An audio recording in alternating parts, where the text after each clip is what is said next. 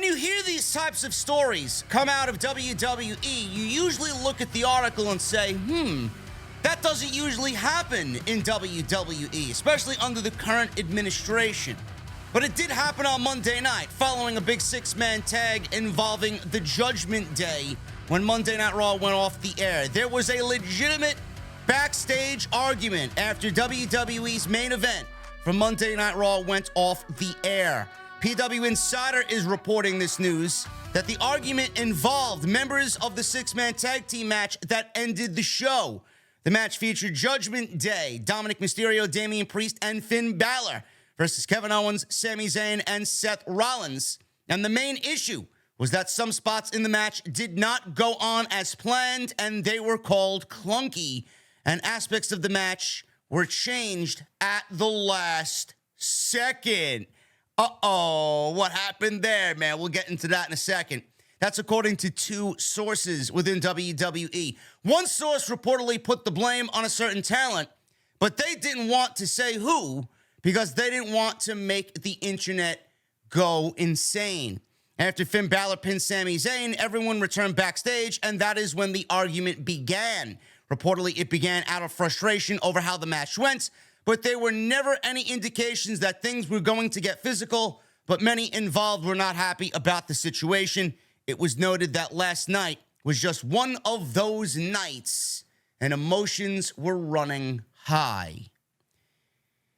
You know, I didn't really think much of this when I read the article, but I always go back to what Triple H and his administration did when they were in Black and Gold, NXT Black and Gold. You never heard anything about the locker room having arguments, blow-ups backstage. They made it a principle to turn that performance center into a family-orientated place that everyone should want to be. One big family. Now, this doesn't happen on WWE television, or this doesn't happen backstage in WWE. It's seemingly the norm in AEW, and any given moment we're awaiting a blow-up from somebody backstage, but that's the type of environment that it is. It is controlled by the inmates.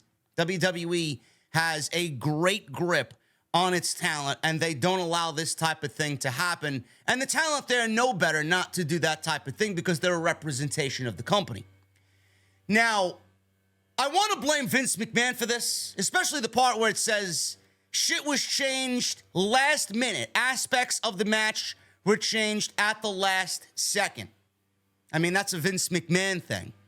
But I'm not going to sit here and tell you that it is squarely on the lap of Vince McMahon. This is something that he should be blamed for.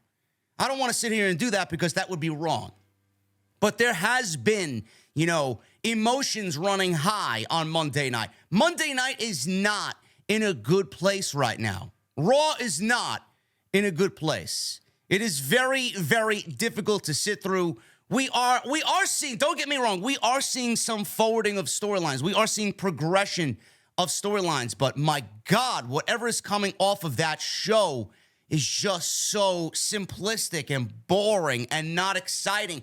And how many times do we need to go back to the same type of match every single Monday? It's seemingly looking like we're getting a tag team match involving Kevin Owens and Sami Zayn in the main event, whether it's against Imperium or Judgment Day, or it's Matt Riddle and Imperium in the main events, tag team match, six-man tag team match. Nothing is different about anything. It's always the same thing every single week, just changed a little bit just to appease the crowd. Oh, look, here's another match, another new match. Oh, here's this. Look at this match tonight. It's the same thing. They advertised Dominic and Seth Rollins again for a second week in a row. That's not something the Triple H administration normally goes out there and does. That is the work of Vince McMahon. So when things are changed at the last second and we get very similar matches week to week on Monday night and on Friday night, who am I supposed to sit here and blame? Because that is Vince McMahon. That is not what Triple H does, especially when he first took the pen and ran creative. We never really saw any rematches. That was one of the things that he wanted to do away with. Get rid of the rematches on Monday and Friday. And it's becoming more and more and more of a commonality on Monday night and Friday night. But I'm not looking at this as anything more than brothers, sisters arguing over what should have been a better match than it was on Monday night in the main event. This is nothing but, roommates or tag team partners or brothers arguing over something that they feel could have been done better. I'm not looking at this as anything more than that. It's not serious whatsoever. It'll probably blow over by the time next Monday rolls around. Jeff Hardy. Jeff Hardy's making his GCW debut next month, and this has a lot of people talking and a lot of people concerned. Jeff Hardy will make his first non-AEW wrestling-related appearance next month when he works for GCW for the first time in his career. Jeff was written off television last month after he and his brother Matt lost to the Guns, who are now a part of Bullet Club Gold, on AEW Dynamite. Post-match, the babyfaces were attacked by Bullet Club Gold after the match until Starks, FTR, and CM Punk ran in to make the save to set up a match for Collision on Saturday night. This was done to write him off of television due to Jeff's past arrests, as he could not fly into Canada, a problem as AEW held shows in the country over the last month. Matt Hardy recently noted on his Extreme Life podcast that Jeff had to cut back on his independent dates. Jeff is just so nice of a guy, Matt says, where it is hard for him to say no, because he is very much a people pleaser, and I think part of his journey to sobriety over the last year, he has probably learned a lot, and he put his foot down in some terms of being a people pleaser, much like he doesn't wrestle on the indie scene right now. He's open to doing signings and cons and stuff like that, but he only wants to do 2 a month. He's really put his foot down with that, and I respect that, and I'm cool with that, end quote.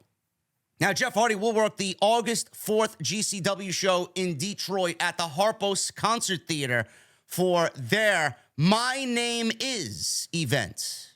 I guess they are ripping off Eminem with that. I don't really know what the deal is with that, but that's GCW for you. After the show, he will take the stage for a musical performance. GCW has since updated its post, noting that Hardy will be appearing and not wrestling at the show. So this makes me feel a little bit better. We talked about this last night on Tuesday Night Titans with Andrew Baydala and myself on Tuesday Nights Live. If you missed that, go and check that out. It's on the homepage right now. Talked about a lot of things that happened over the last 2 weeks since 4th of July. GCW announced Jeff Hardy, and we thought that he was wrestling on the show, and we really questioned Tony Khan's wherewithal about allowing somebody like Jeff to work the show. I'm happy to know now with the update that Jeff Hardy will not be wrestling. Now, clearly that could change. They could be advertising him for not doing much of anything but a signing and a concert, and then he's doing something. He's doing a swanton off of a fucking balcony, or he's crashing through 6 tables, and he's wrestling a legitimate match, and he's going crazy. That's what we don't want. Because if AEW personnel is not around, if Tony Khan is not there to monitor the situation, then GCW will get heavy-handed. Any independent company will get heavy-handed and let Jeff do what Jeff wants to do, or they'll pay him more and convince him to do more when he was told not to do much of anything from AEW. But I'm going to take it as is. Jeff right now is not wrestling, and I think that's the best for all parties involved. And even if Jeff did want to do more and do some crazy stunt, I'm sure that everything here needs to go through Tony Khan, and Tony Khan's not going to allow that to happen as Jeff is recovering from injury and Jeff is still on the road to sobriety. So we will keep this situation monitored, as right now Jeff Hardy will not be wrestling for GCW. He will only be appearing, doing autograph signings and a live concert after the show is over. So I'm happy to hear that in regards to Jeff Hardy. Speaking of AEW star Brian Pillman Jr. is no longer with the company and has been removed from the AEW's roster page on their website. PWInsider confirmed that his deal has expired and he's no longer with the company. Pillman Jr. signed with AEW about 3 years ago, and there was no agreement made to renew his deal. However, PWInsider notes that the deal remains open for him and AEW to possibly work together again in the future. Pillman has been wrestling on the independent scene in recent weeks, and the last time he wrestled for AEW was on their house show Rules on May 13th in Salem, Virginia. I was surprised to hear this, man, and I was surprised to see that Brian Pillman Jr. did not get further along in AEW. I actually enjoyed the team of Brian Pillman and Griff Garrison. If you guys remember the Varsity Blondes or whatever they were going by on AEW television, I thought that they had the makings of a really solid tag team, but it seems like AEW never gave them complete, full company backing in the gimmick to really sustain some TV time and get some consistent TV time. We've seen Pillman Jr. here. He feuded with MJF in one little block because AEW went into Cincinnati, and Brian Pillman Jr. was born and raised in Cincinnati, and things like that. We've seen him put over other wrestlers on the roster. We've seen the Varsity Blondes put over other tag teams. They've gotten some highlights here and there, but nothing really substantial on television, and it's quite the shame that he has a legacy behind him of his father, Brian Pillman. And they didn't do much with that at all. They didn't really expose that. They didn't really tap into that. So I'm sad to see him go. I really am. But the thing is, he's way too talented to just sit around on the independent scene. And you might be surprised when I say this, but I honestly think that Brian Pillman Jr. would be perfect for the NXT system in WWE. I think that would be a great way for him to go hone his skills. I think that would be a great way to go find out who he is and maybe develop some sort of character for himself. I think that would be a great way to get in there with others who are less than you and a little bit more less seasoned than you. Get in there, get your shit in, and get the WWE machine behind you. I think that would be great for him instead of working the independent scene, going nowhere, because I see Brian Pillman Jr. as the type of guy that doesn't really want to carve his own path the same way that his father did. But he would really want to stand out, use that as a backbone, not really have that be who he is. And like I said, make sure he goes out there and is his own guy. That's what he wants. That's what I feel like he would want to do. He doesn't want to be somebody that's going to take his father's legacy and run with that and build a career off that like Charlotte Flair did. But I feel like Brian Pillman Jr. wants to use some of that, tap into some of that, and then become his own guy, his own man. So I think he would be great for NXT, and I think that he would really kind of break out in a system like that. If WWE's interested, I don't know. But I will keep a close eye on that situation, as well as Brian Pillman Jr., unfortunately, no longer with AEW as they removed him from the roster page on the AEW website. Thank you guys very much for all your support. I really appreciate you guys. It's going to be a great week. Make sure you guys follow me on social media at Shady from NY206. That's Twitter, Instagram, TikTok, and Cameo.